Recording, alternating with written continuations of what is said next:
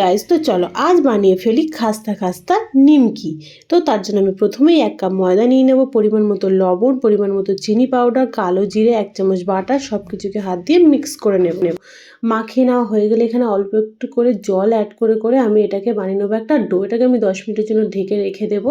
10 minute পরে আমি এটাকে দুটো ভাগে দুটো বানিয়ে নেব লেচি। তারপর আমি এখানে বেলুন চাকি দিয়ে একটু তেল ব্রাশ করে এটাকে আমি রুটির আকারে বেলে নেব। আমার এখানে ছুরিটা আমি খুঁজে পাইনি, তাই আমি চামচের পিছনটা দিয়ে এইভাবে কাটছিলাম। তোমরা ছুরি দিয়ে অবশ্যই কেটে নিও। কেটে কেটে এগুলো ছোট ছোট নিমকির আকারে কেটে নেব। কড়াইতে তেল গরম করতে দিয়ে তেল গরম হয়ে গেলে একে একে ছেড়ে দেব, দিয়ে এগুলোকে আমি লাল লাল করে ভেজে উঠিয়ে নেব।